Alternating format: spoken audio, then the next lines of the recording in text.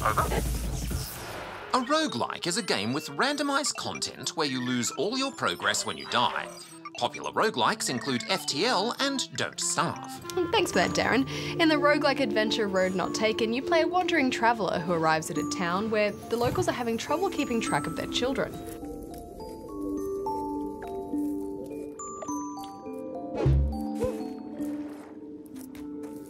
He looks a little bit like a Jawa, don't you think? Oh, you mean from Star Wars? Yeah. Yeah, he does a bit. That's uncanny. Yeah. Anyway, you agree to set out into the dangerous wilds to bring the lost children safely home to their families.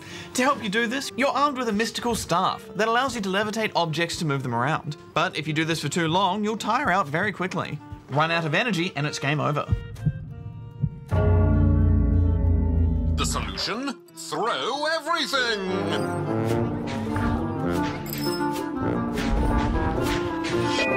What, even the children? Affirmative. Don't worry, they don't mind. Throwing objects and children uses far less energy and is a far more efficient way of solving each puzzle. Venturing out into the world requires moving through each area on a grid. In order to retrieve the children and return them to their mothers, you'll have to do some crafty moving and throwing of objects to avoid running out of energy. Yes, and when you safely return the first group of children, you are greeted with gratitude and celebration. But it's not long before more children are lost, and the woods have become more dangerous. Each time you encounter a new creature or item, you'll store information about what it does and how it can be used in the environment to help you shuffle your way through the grid. With each new area, the difficulty jumps up as more and more obstacles block your path. Thankfully, there are mothers out searching the forest with you, so you don't necessarily have to return each child back to the village, just the closest mother. But cleverly using the objects in your environment is key. Yes, so for example, place 3 beehives together and you'll create a honey pot. Eating honey restores your energy as well as clearing space for you to move around. Yes, but sometimes moving a hive can produce an angry bee. In fact, there are all kinds of nasties waiting for you at every turn. Raccoons, ghosts, and evil spirits that chase you down.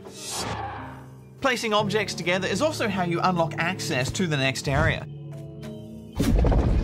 But some objects can have unexpected side effects, like they multiply, transform, or you can only move them once before they're stuck. So you have to think carefully before moving anything. I really liked how every object in this environment was so unique and had some interesting reactions and effects. Yeah, I did too, although generally it was a bad effect, not a good one. You can teleport back to the town mayor if you find yourself stuck, and that way you can try your luck on another room. But if you don't return all of the children back home, you can bet the townsfolk will be pretty disappointed and sad. Nevertheless, your efforts are always rewarded with payment of some kind. Plus, if you share your earnings with the various townsfolk you encounter, they'll generally reward you with extra energy to spend on your next mission, or a charm to equip with a handy buff. Yeah, this is where I started to enjoy myself a little bit more. I mean, I just love having stuff to collect and manage and try and find ways to make my next mission more successful. And while you can only equip 2 charms at once, your items can be managed back at your lovely house, complete with its own little cat. Ah, affirmative, another opportunity for you to throw everything! Oh, Darren, poor kitty. Well, back to the game. I love a good challenge, and this game certainly presents you with one. But, such is the case with most roguelikes, every time you die, it's permadeath. Yeah, that means you lose all your progress and items. Yeah, but all those difficult creatures and objects you've learned about will still be there from the start when you restart. This may frustrate some players who don't feel like they have a chance to get better at those early stages. It's kind of like being thrown straight back into the deep end.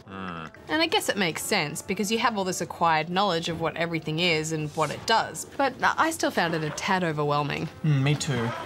As I first started to understand the way the puzzle mechanics worked in Road Not Taken, I found myself enjoying the learning process, but all those restarts just started to grind away at me. Yeah, it just seems like that difficulty curve is too steep, and that discovery process, which is so fun, is over really quickly. And then you get overwhelmed and have to start all over again.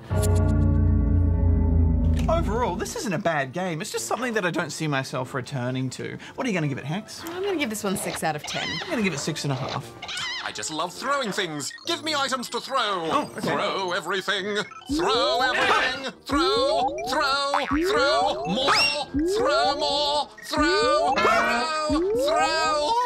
stuff, Darren. You have to throw me. Affirmative. Stand by. Oh, he went straight into Kerry's office.